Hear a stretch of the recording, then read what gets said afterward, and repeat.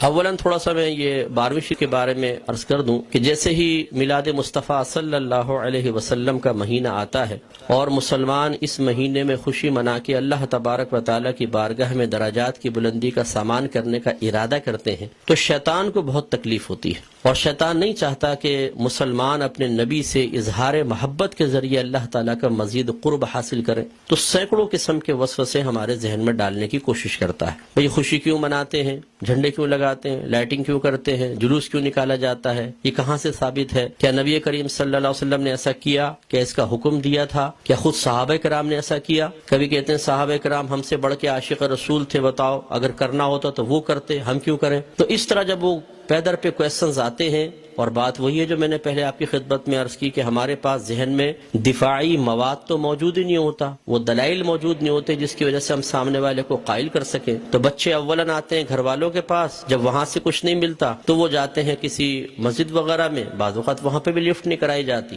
تو پھر آج کل علم حاصل کرنے کا سب سے پاورفل ذریعہ ہے سوشل میڈیا، پھر جا کے بیٹھ جاتے ہیں سوشل میڈیا پہ، اور وہاں پہ ہر طرح کا جاہل ترین آدمی بیٹھا ہوا ہے جس کو دین کی الف بھی نہیں آتی، اور معذرت کے ساتھ میں لفظ کہوں گا اس کو استنجا کرنا آتا نہیں ہے، اور وہ وہاں بیٹھا ہوا قرآن حدیث کا دلائل دے رہا ہے، اور پھر وہ الٹے سیدھے دلائل پڑھنے کے بعد تو اور انسان کا ذہن گڑبڑ ہو جاتا ہے۔ تو کچھ باتیں بس میں اس کے بارے میں عرض کر کے پھر اپنے بیان کی طرف آؤں گا۔ دیکھیں، میلاد مصطفیٰ صلی اللہ علیہ وسلم کی لغوی بحث کو چھوڑ کر ہم اس لفظ کو بولتے ہیں چند افعال و اعمال کے مجموعے پر کہ یہ ہم میلاد مصطفیٰ منا رہے ہیں۔ مثلا اس میں کھانا کھلانا، سرکار کے فضائل بیان کرنا، نعت خوانی کی محافل ہیں، جھنڈے لگانا، لائٹنگ کرنا، جلوس نکالنا، ان تمام چیزوں کے مجموعے کا نام رکھ دیا جاتا ہے میلاد مصطفیٰ، کہ ہم میلاد مصطفیٰ منا رہے ہیں۔ اور اگر دیکھا جائے تو اصل میں سرکار کی ولادت پاک کی خوشی ہم منا رہے ہوتے ہیں، اس کے لیے طریقہ اختیار کرتے ہیں، تو ان تمام کو کہہ دیتے ہیں جی میلاد کی محفل ہو رہی ہے، میلاد مصطفیٰ منا رہے ہیں۔ تو پہلی بات تو یہ کہ خوشی منانا اور خوشی کا اظہار کرنا، یہ دونوں چیزیں قرآن کے حکم سے ثابت ہیں۔ اللہ تعالیٰ فرماتا ہے قل بفضل اللہ وبرحمتہ فبذلک فلیفرحوا، اے حبیب کریم صلی اللہ علیہ وسلم آپ ان لوگوں سے فرما دیجئے کہ اللہ کے فضل اور اس کی رحمت پر چاہیے کہ خوشی کا اظہار کریں۔ کہنے والا کون ہے؟ اللہ تبارک و تعالی۔ اور اگر میں آپ سے پوچھوں کہ اللہ کا سب سے بڑا ہم پر کیا گیا فضل کیا ہے اور اس کی نازل کردہ رحمت کیا ہے، تو ہر مسلمان بے اختیار کہے گا کہ ہمارے نبی کریم صلی اللہ علیہ وسلم سب سے بڑا اللہ کا فضل، سب سے بڑی اللہ کی رحمت کہ ہمارے سرکار کے قدموں سے ہمیں قرآن ملا ہے، ایمان ملا ہے، حتیٰ کہ اللہ تبارک و تعالیٰ نے اپنی معرفت بھی اس وقت تک چھپا کر رکھی جب تک اپنے حبیب کو ظاہر کرنے کا ارادہ نہ فرمایا۔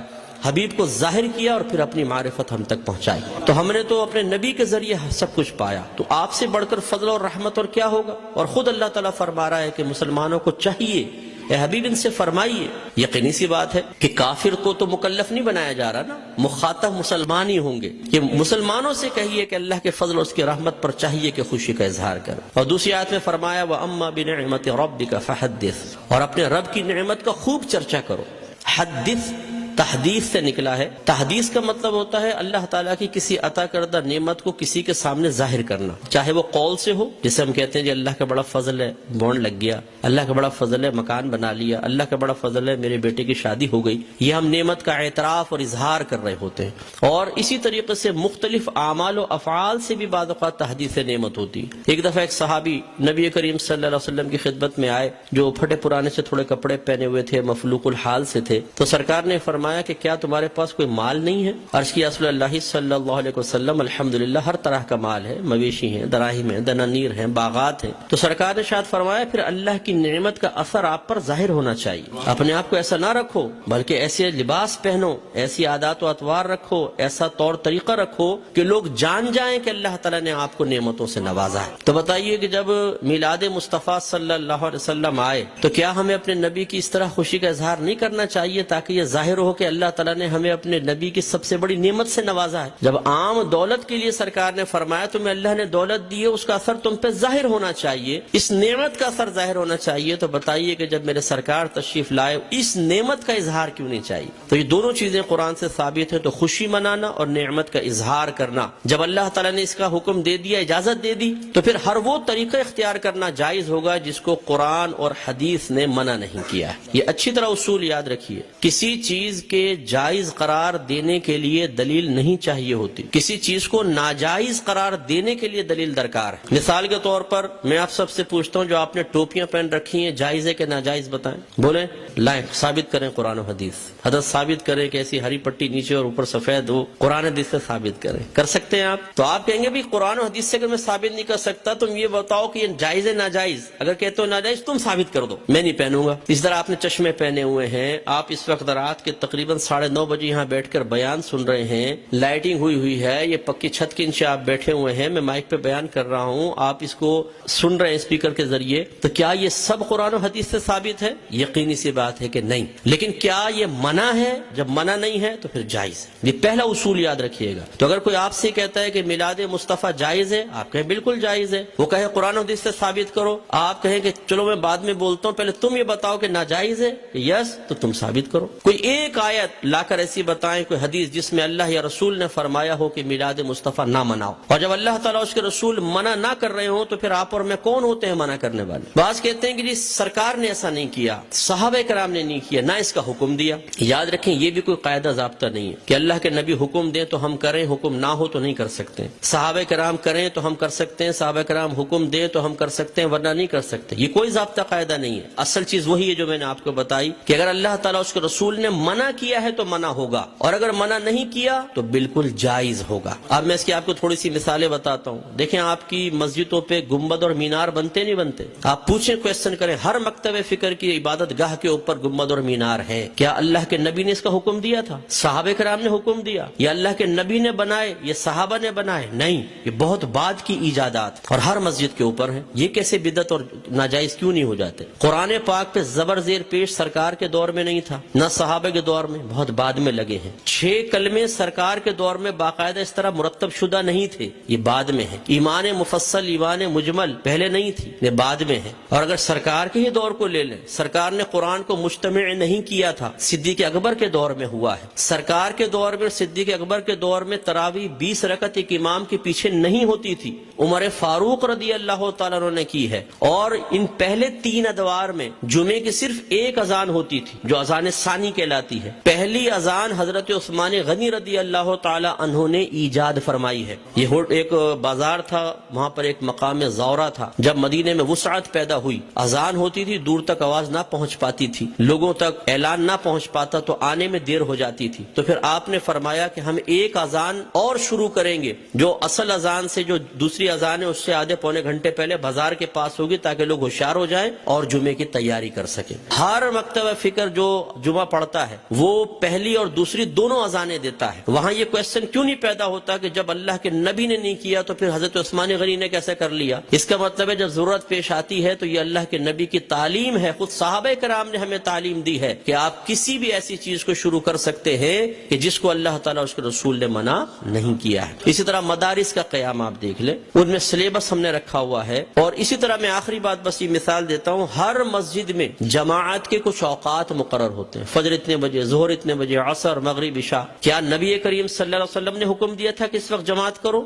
صحابہ کرام نے نہیں، ہم نے اپنی سہولت کے اعتبار سے کیا ہے۔ اور یہ ایک اعتراض کا بہت بڑا جواب بھی بن سکتا ہے۔ لوگ کہتے ہیں کہ آپ یہ 12ویں کا انتخاب کیوں کرتے ہیں؟ یہ بتائیں۔ اپنے پاس سے دن خاص کر لینا صحیح نہیں ہے، اپنے پاس سے دن خاص کر لینا صحیح نہیں ہے۔ تو یہاں میں آپ کو سمجھا دوں کہ کسی ایک چیز کو دوسری چیز کے ساتھ خاص کرنا 2 طرح کا ہوتا ہے۔ اللہ تعالیٰ اس کے رسول نے خاص کیا تو اسے کہتے ہیں تخصیص شرعی، یعنی خاص کرنا شریعت کی طرف سے۔ اور اگر اللہ تعالیٰ اس کے رسول نے نہیں کیا، آپ اور میں کر لیں، جیسے ہم بچے کی سالگرہ کے لیے ڈیٹ کرتے ہیں، فکس کرتے ہیں، اس طرح بچی کی شادی کے لیے ڈیٹ ہم آپس میں مشورہ کر کے فکس کرتے ہیں، کوئی تقریب کرنی ہوتی ہے اس کے لیے، اسی طرح دارالعلوموں کے اندر سال شروع کرنا آخر کے لیے، اسی طریقے سے مسجدوں میں جماعت کے اوقات۔ یہ جو ہم اپنے پاس سے ایک چیز کو دوسری کے ساتھ خاص کرتے ہیں، اس کو کہتے ہیں تخصیص عرفی۔ تو تخصیص عرفی کو تخصیص شرعی بنانا غلط ہے کہ مثال کے طور پہ اگر ہم 12ویں کو 12ویں تاریخ میں کر رہے ہیں تو ہم کہیں کہ اسی تاریخ میں ہوگی، اس کے علاوہ نہیں ہوگی، یہ غلط ضرور ہوگا۔ لیکن ایک چیز کو دوسری چیز کے ساتھ خاص کر دینا اگر لازم اور ضروری سمجھ کر نہ ہو اور پھر بھی ناجائز ہو تو جتنی میں نے آپ کو مثالیں دی ہیں، بتائیے پھر بیٹی کی شادی فکس کرنا بھی ناجائز ہونا چاہیے؟ یہ کوئی دنیاوی معاملہ نہیں ہے، نکاح تو سنت ہے، سرکار نے فرمایا نکاح من سنتی فمن رغب عن سنتی فلیس منی، نکاح میری سنت سے ہے، جو میری سنت سے بے رغبت ہوا وہ مجھ سے نہیں۔ تو اب جب بچی کی شادی کی باری آئے اور دولہا والے پوچھے جی کون سی تاریخ رکھنی ہے، تو کہ خبردار تاریخ فکس کرنا بنا ہے، تو شادی ہوگی کب؟ بس ہو جائے گی بغیر فکس کیے، کر کے بتائیں پھر ذرا۔ تو یہ مطلب ایک بے وقوفی کی سی بات ہے۔ تو اس لیے جماعت کے اوقات مخصوص کر دینا اور اس سے 1 منٹ بھی آگے پیچھے نہ ہونا۔ امام صاحب اگر 4 منٹ بھی لیٹ ہو جاتے ہیں تو لوگ یوں ٹائم دیکھتے ہیں، امام کہاں گیا، اور پھر جو شور مچتا ہے پوری مسجد کے اندر، کچھ امتحان ہے۔ خود جماعت میں لیٹ پہنچے کوئی بات نہیں، امام صاحب 1 منٹ بھی لیٹ نہیں ہونے چاہیے، بالکل وقت کے اوپر جمعہ شروع ہونا چاہیے، وقت پہ جماعت۔ تو جو ہم نے اپنے پاس سے خاص کیا اس میں کتنی سختی کر رہے ہیں، ہر مکتبہ فکر کرتا ہے۔ تو خلاصہ کلام یہ ہے کہ اللہ کے نبی کی جب یہ میلاد کا موسم آتا ہے، اس قسم کے بہت سارے وساوس ہماری طرف متوجہ ہوتے ہیں۔ اصول بس یہی ہے کہ اللہ کے رسول نے اگر حکم نہیں بھی دیا، کر کے نہیں بھی دکھایا، لیکن منع بھی نہیں کیا، تو ہمارے لیے بالکل اس کے کرنے کی شرعی طور پر اجازت ہے۔ اگر حکم کا انتظار کریں تو پھر ہر چیز کے اندر غلام کو حکم کا انتظار کرنا چاہیے، اور جب آپ حکم ڈھونڈنے کی کوشش کریں گے تو کاروبار زندگی رک جائیں گے۔ ہزارہ چیزیں ایسی ہیں جن میں سرکار کے احکام موجود نہیں ہیں۔ تو بس اصول شرعی ہوتا ہے کہ جہاں سرکار کا حکم موجود نہ ہو، خاموشی اختیار فرمائی ہو، منع نہ کیا ہو، یہ اس کے جائز ہونے کی دلیل ہوتا ہے۔ تو میلاد مصطفیٰ منائیے، الحمدللہ جنہوں نے یہ کیا ہے انہوں نے فیض پایا ہے۔ ابو لہب جیسا شخص آپ جانتے ہیں کافر تھا، سرکار کا چچا تھا، کافر شخص تھا، اور بدترین کافر، دشمن اسلام، لیکن جب اس کی لونڈی ثویبہ نے آ کے خوشخبری دی کہ مبارک ابو لہب تیرے ہاں بھتیجا پیدا ہوا، اس نے ہمارے نبی کی خوشی میں آزاد نہیں کیا تھا، اپنے بھتیجے کی خوشی میں کیا تھا، لیکن وہ بھتیجا تھا تو اللہ کا نبی۔ تو اللہ تبارک و تعالی نے اس کو اس برکت سے نوازا کہ جب اس کا انتقال ہوا اور یہ جہنم میں گیا ہے، اس کے خاندان والوں میں سے کسی نے اس کو خواب میں دیکھا تو پوچھا کہ ما فعل اللہ بکا، اللہ تبارک و تعالی نے تیرے ساتھ کیا معاملہ کیا؟ تو اس نے جواب دیا کہ بہت سخت عذاب میں ہوں، لیکن جب میں اس انگلی کو اپنے منہ میں لیتا ہوں کہ جس سے میں نے اپنی لونڈی کو آزاد کیا تھا، تو اللہ تبارک و تعالی اس سے پانی جاری فرما دیتا ہے۔ تو شیخ عبدالحق محدث دہلوی رحمۃ اللہ علیہ فرماتے ہیں لوگوں غور کرو، ایک